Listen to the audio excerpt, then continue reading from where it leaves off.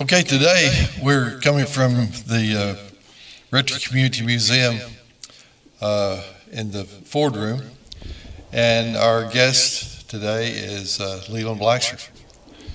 Good morning, Leland. Good morning. How are you, Joe? I'm doing good. I was born here in Rector in 1941, November the 20th, and I cost $25. I was a home delivery by Dr. Clopton Sr. And I've lived in Rector principally most of my life.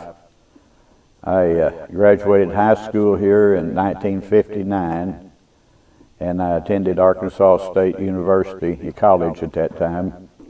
And I taught school here for 4 years and decided I needed to see some territory other than just being here, although this is a wonderful place. And I got a job in Memphis with the chemical division of U.S. Steel, and I traveled the southeastern United States for about 5 years. And I woke up one morning in Holiday Inn in Mobile, Alabama, and I thought, I'm tired of living out of a suitcase. So I was fortunate enough to be hired back teaching in Marmaduke, and I worked there for 31 years for Jerry McIntosh, who was the superintendent. I could not have worked in a better school system, unless, of course, it had been Rector. Exactly. So you're telling me that you only taught 4 years in Rector? That's correct. My gosh, I must have had you all 4 years then. Yeah, I remember you when you were in high school. Yes, sir. Yeah. You were a model student, Oh, Joey. no, I don't think so. Yeah, you were. Yeah, you were playing your guitar. Yep. And no, you were always a fine fellow. Well, thank you.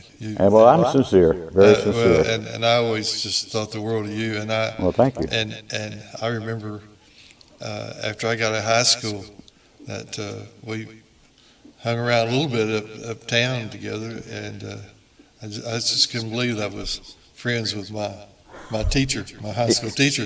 Times were different, weren't they? It was, yeah. You know, but as you get older, you get closer. That's right. I've always considered you a good friend. Well, same here. And of course, my fondest memories was the year that you were band director. Oh boy, I enjoyed that. That was one of the best years of my life. I know it was mine. You know, and we have a CD of that band. Well, good. You remember you recorded that on a reel-to-reel, and I put that over onto a CD. That's right. That's right. Yeah, as a matter of fact, I think there's one here somewhere. I should have had it where we could have played it. But yeah, that was awesome. And I had you for history, and you made history interesting. That was because I was not a fan of history then. I am now, but I wasn't then. I wasn't when I was in high school. I was not a but big you majored in it in college. Well, so let's go back to the early years, your early years in Rector, when we had big crowds, and especially on Saturday. My gosh, I had a part-time job. George Bearden and I, we graduated together. George Ollie Bearden and I worked part-time for Claude Tidwell's grocery store on Front Street, and for 50 cents an hour. And if we had a real busy Saturday night, which most of the time we did, we got an extra 50 cents. And you could not, back then you didn't take the cart out of the store. And I wasn't very big, and still not, but to carry 2 big old sacks of groceries up North Main Street from Front Street, I'd have to stop and rest. Yeah, people don't realize that, but even when I was in the grocery business, we carried groceries home to people's homes. Oh, we delivered them in a Dodge pickup truck. Well, we didn't. We walked. Well, that was even more fun, right? Yeah, and another thing that I remember about the grocery business is that Dorch's parking lot was gravel, It was, yes. and a lot of the people came and bought groceries once a month. Yeah. And they would have 2 grocery baskets full once they were bagged back in and we would have to drag both across that gravel. And of course, there was one little shade tree down on the very far end of the parking lot, and the husband would sit in his car out under that shade tree, and so you'd have to drag that grocery cart all the way down there. Yeah. And we got to where if there was just 3 bags, we got to where we could actually carry 3 bags, have one each side and one squeeze between them, because it was better than dragging that cart through that gravel. So Yeah, nobody thought to help you. no, that's right. They sit there in the front seat. Well, I started saying air conditioned, but those cars No. weren't air conditioned back then anyway. But the town was full of people on Saturday. Not just Rector, but all small farming towns. Yes. They were full, and we had our regulars that waited till about 15 minutes till 10 Saturday night to come do their shopping for a week. And anyway, that is the name of that game, but So do you think that, we had the drawing here, yeah. okay, and and wasn't it like $25 Yeah. they added every week? If If the name drawn was not present, then they would add another $25. Yeah. And didn't the merchants all donate that, Yeah. like 50 cents a dollar a piece? Yeah. And they made that $25. And the little park here in the city was full of people for the drawing. Yes. But as you said, sometime the name called was not present, and it went up and went up. If it got up $75, man, that was a whole lot of money back then. Yes. And I remember one year, I think that it got to $100. And it was just, you just couldn't believe how many people were here in Rector, Arkansas. Yeah. But I've often wondered, was that done in other towns, other little towns around? I you don't think? know for sure, but I would guess yes. You would think so, but I've It never would be heard a- anybody else talk about it. it in was- other towns. It was a good draw for people to come to town and buy whatever. Right, and the store stayed open to what, 10? 10. Yeah. So, Chris, we don't have any stores downtown to do that now, not very many, and if we did, no one stays open till 10. So, Yeah, it's sad to drive through Main Street of these small towns and hardly anybody, if anybody, would be there. But it's not just Rector. no. I hear people say, well, there's just nothing in Rector, but, it's not just Rector. Not true, yeah. And, but I will say this. I have a friend, Tommy Max, a disc jockey, and he calls Rector the biggest little town in Arkansas because we have so much going on all the time. Well, you're responsible for a lot of what's going on now. Well, but there's lots of things. I mean, little things going on in the little park, and We got the to, sports complex is running, and the gym. I mean, there's something to do almost every night in Rector, Arkansas. If Boy. you're looking for something. a point. Yesterday I was in Piggott, and I was eating, and a man came up to me and said, "You're Blackshare." And I said, "That's right."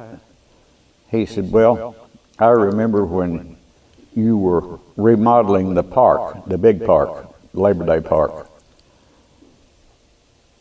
And he said, "It is the prettiest park of its size that I've ever seen." Of course, we planted a lot of trees, but we didn't just throw them out. Right. They were planned, and different varieties of trees. And the state Forestry Service gave us 21 trees down there one time, and we still have 17 of them growing. Wow. Yeah, and they were all Arkansas trees. All Arkansas trees. Yeah, and we still have a pretty good attendance for our Labor Day picnic. Yeah. And the first Labor Day picnic was in 1941. Not because I was born that year, but They weren't celebrating you, huh? no. But have you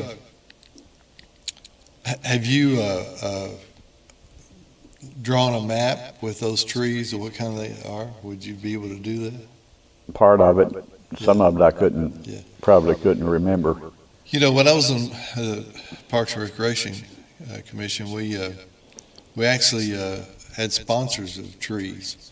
I At one remember. time, I we remember. knew the names of who sponsored what trees. I know 2 trees out there were sponsored in my dad's name, and I don't. I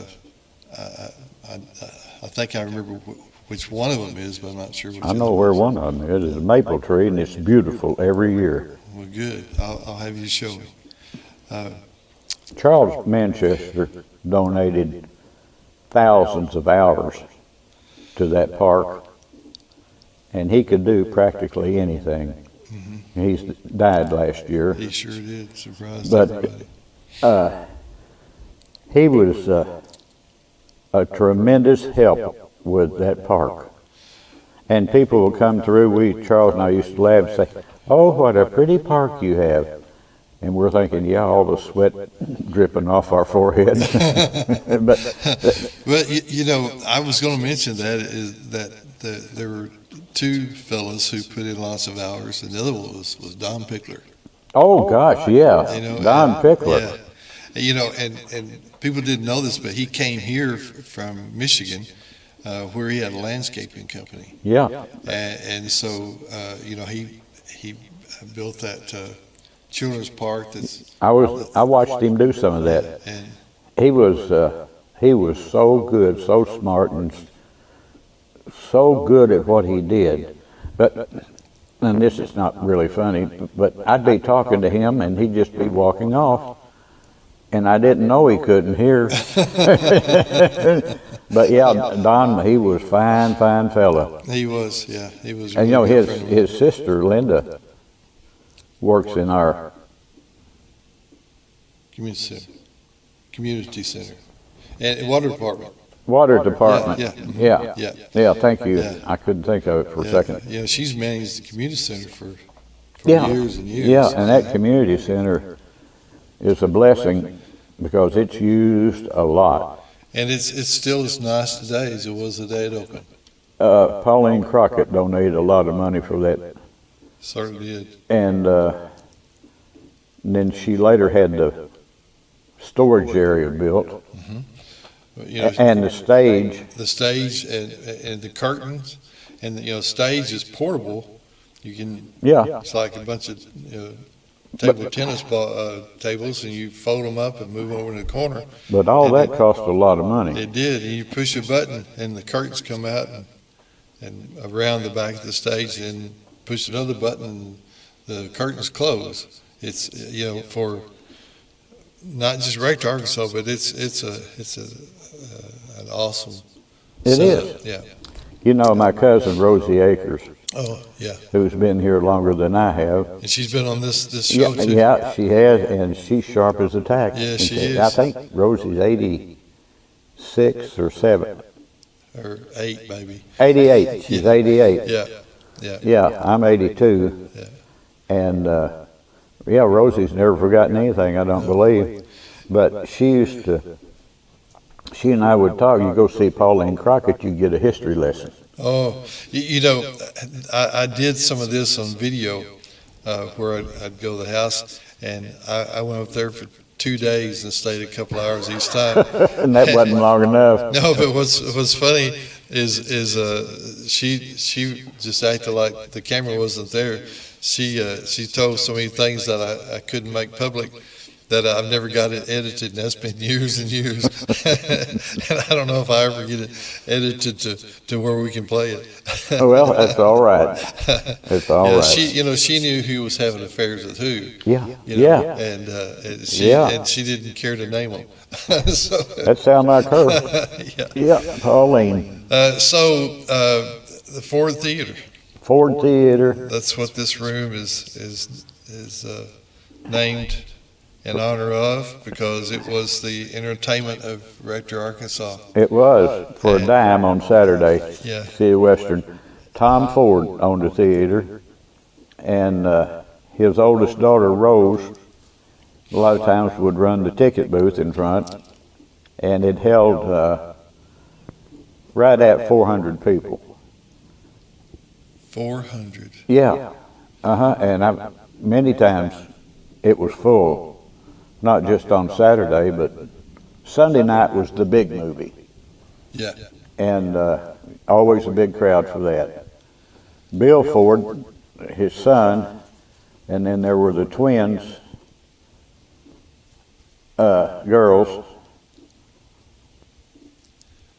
and they pretty well ran the theater. Mm-hmm. Yeah.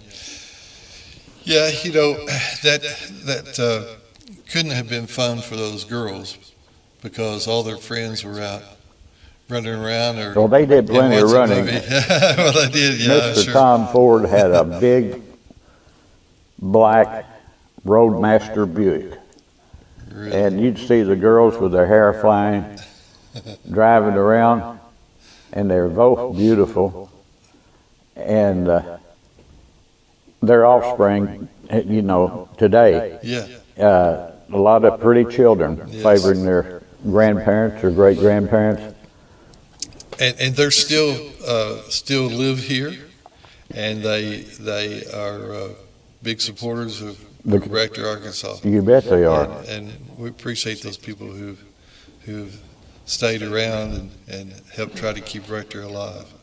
And they certainly do their share. So Cecil McNeil and Fonzie Mays had a store that the building was recently demolished on Yes. Main Street. Yeah. But I used to do my bicycle business there. And a lot of us of my generation, we spend a lot of time on bicycles. I met Alan Earls on a bicycle when he moved here from Kennett. He was going to be in the 7th grade, and I was to be in the 8th grade, and he was riding a black and white Schwinn. I'd never seen one. Yeah. And And it's Cadillac of bicycles. oh gosh, yeah, yeah. Ferraris. And we would ride our bicycles at night, not just Alan Ray and myself, but a lot of us would ride all over the place as a group. Yeah, yeah. And that may sound strange to people, but it's true. No, I lived out between Rector and Boysville in the Venetia community, out in the hills, and we rode our bicycles out there. Yeah, Yeah. And bicycle, man, that was it. yeah, it was some of those hills were pretty tough to climb on a bicycle. I tried to ride the knob one time. Rosie, my cousin and I, we were going to ride from Hopewell to Knob. Well, we didn't make it up that hill. Rocky. Not paddling out, not paddling, pedaling. Pedaling, yeah. And but I would trade bicycles.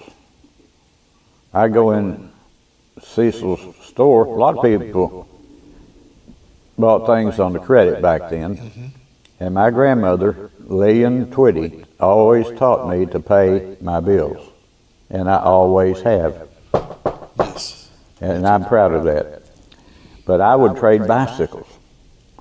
Just like trading cars. Yeah, yeah. And I had so much fun on one. And the exercise was wonderful. Yeah. And I rode a bicycle up until about 10 years ago. And I had a mishap and I quit riding. Yeah, same here. I rode almost every day until I broke my arm, and the doctor told me no more bicycles. Yeah, me too. Me too, senor. Me too. fall and hit that elbow, I'd be in trouble, you know. So, well, I've rode bicycle all the time too, and I try to remember how old I was when I really started using a car more than bicycle. Even after I got my driver's license, I still rode bicycle a lot, and like I say, continued. Oh, yeah, yeah. My good friend, dear friend, Bill Wood. Mm-hmm. Bill and his wife Linda live in Jonesboro now, but Bill and I have remained best friends over the years, and he was a big bicycle enthusiast. Oh. And he's left-handed, but we would talk about it. His first car was a 1953 Mercury that his daddy had driven for a lot of years, and Bill was a little reluctant to drive, and I said, well, I just bought a 1953 Mercury down at the car lot for $425. $425, and which car lot? One down on the highway. Was it Groucho's? I don't remember. Hit your stop button. I can't. Okay. Stop. We'll come back to that. Okay, all right, I can't think of his name right now. Yeah. He sold a lot of cars. You know, I ran into Groucho some years later at Poplar Bluff, and he was living up on the what is that lake up there that everybody goes to? Wapapello. Wapapello. He was living up there, if my memory serves me right. Well, did Groucho have a name? Groucho. Oh, that's all I ever That's heard. all I ever knew too. Yeah, yeah. So let's move on up in time a little bit. Where did you play music? I mean, like, I know that you were Charles Crow. Charles Crow. Charles Crow really helped me. We didn't have band here at Rector for 2 years consecutive, and Charles and I would go out to the band room. He'd say, come on, let's go to the band room. He played piano by ear, and he was really good. And Charles was really smart. He was one of the smartest people I ever knew. But he didn't flaunt it. He was just a basically good guy. He worked at the Clay County Democrat because his mother and daddy owned it. And during high school, he was a year ahead of me. But I credit him with helping me so much in music that it was, I couldn't put a number on it. We played a job for the Keynoters. This is some girls from Bragg City, Missouri, and they were good. And we played backup for them in a lot of their performances, and one of them was at the Shell, the Overton Park Shell in Memphis. Wow.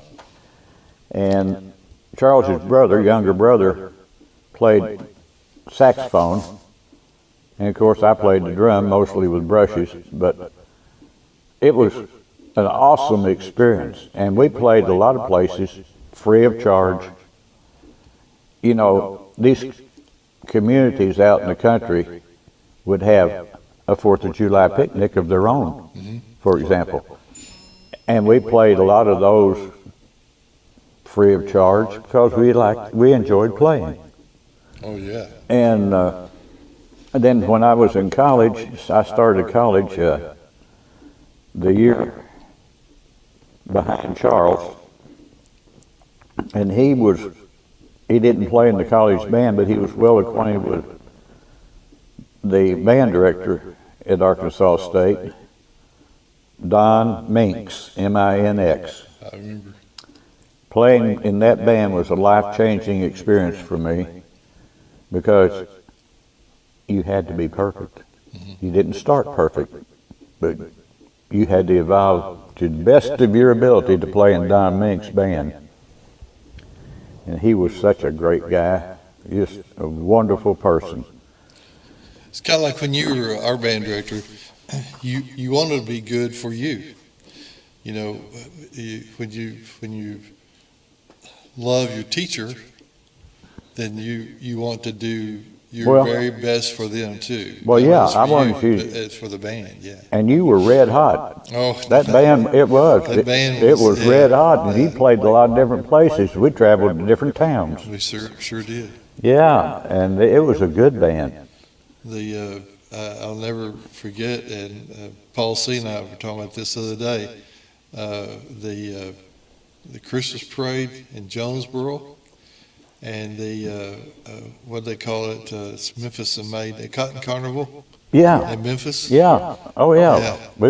We made a lot of appearances in big cities. Yeah, I remember, gosh, it was so cold at Jonesboro, that Christmas parade. It was cold. Yes, I was there. Yeah, you sure were. It was cold when we played at Pickett too on their Christmas It parade. was, yeah.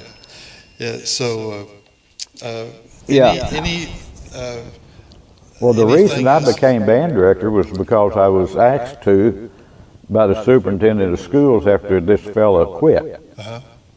And the fella whose name I don't remember now was from Memphis. But I told him, I said, well, I'll think about it for a week. Well, after 2 or 3 days, I thought, yeah, I want to do that. It'd be fun, and it was. But by God, you worked hard. Well, you know, I remember that we got all new music. You know, Yeah. we did Johnny Carson and Batman theme and all things that were popular. Things that were then. fun. Yeah, they were fun. Yeah, Tijuana Brass. Oh, the Tijuana Brass.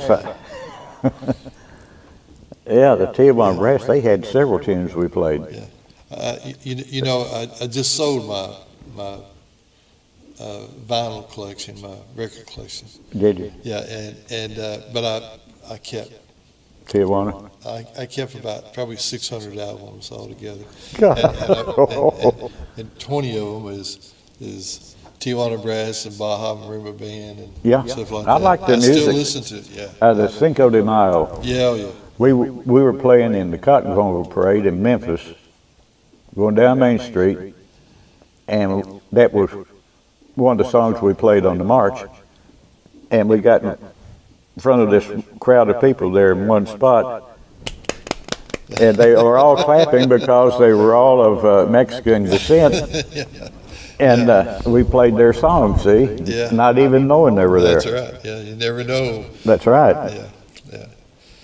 Well, what else? You got anything else you want to talk about? Do you have any ideas of what you wanted to say when we came here today? Maybe. No, I really didn't. I don't either. I told you a while ago, I was on radio this morning about our show next weekend, or next Thursday night, and I don't write anything down or prepare. I just go do it. Yeah. It's natural. Yeah, It comes to you naturally, and I was banking on that happening to me this morning, but it's not 100% this morning with me. This morning, yeah. No. Well, and well, you told me a while ago how old you are. I'm 82. 82. Well, I can't even think of my name some days, and I'm going to be 72 next month. So you take 10 more years Yeah, over that. well, I'm not sure. But I don't think about age Yeah. until I can't remember something. There you go. And it's with me, it's names. You know. yeah, not names. Oh yeah, it's terrible. You know, name people I've known like the band director a while ago. I can't think of his name either. Goodwin. Was that his name? Charles Goodwin May have been, I don't know. from Memphis. Yeah. Yeah, okay, that And was he went him. back to Memphis and was very successful in Memphis, I understand. And I contacted his wife not that many years ago, and she said that he had passed away. I think they were actually on a cruise when he passed away. But anyway, Who was superintendent who hired him? We all know him, he's still alive, and a big booster basketball. Oh, their name is famous. Busey? Yeah, Okay. yeah, Busey, okay. yeah, Mr. Busey. Yeah, okay. Yeah, he hired me, and Jesse Busey. he said, anything you need, come to me. Because he wanted the band to be playing. For ball games. Yeah, Yeah. and anything else.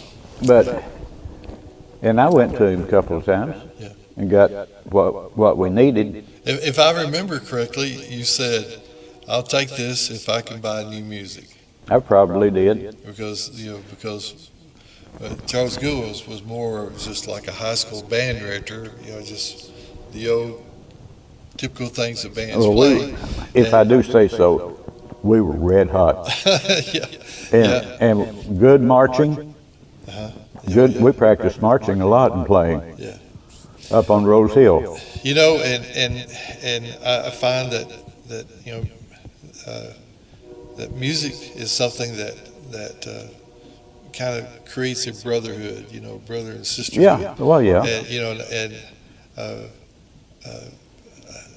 to remain unnamed, I'm friends with some of the girls that was in the band, and I told one of them the other day, I said, "You didn't know it." No, I said, "You were my girlfriend in the band." And she said, "It was." I said, "Well, you didn't know it." Yeah. But I'm still friends with a lot of those people that were. I'm glad. In band. Back then it was a big deal to be in the band. Yeah. It was. Not just in this small school, but in many small schools, it was a big deal. And it was so enjoyable. I enjoyed that year, and Paul C. was the assistant director. He was in what grade? 11? He's 2 years older than me, and so he would have been in the 11th grade. Okay, 11th grade. Yeah. But Paul was, and we had a lot of fun. Yeah. But he was big help. Mm-hmm. Big help. I wasn't the assistant in anything, but I sure liked hanging out in the band director's office. That was a place to be. Yeah. You aren't just. It was just the place to be. It was so much fun to be in. In that atmosphere. Yeah. Steve Sigsby Yeah. would come to school in the mornings. He'd say, "Did we get any new music?" Tijuana Brass. Yeah. Oh, man, yeah. Yeah. I love Tijuana Brass. Well, I think we've been on here about 35, 40 minutes. So Have we? It'll be long enough for people to enjoy. We'll do it again sometime. Sounds good to me, and I've enjoyed this, and thank you for inviting me. Well, thank you for your friendship. You don't I thank me cherish for it. my friendship. I thank you. Oh man, yeah. All right. Good to see you again.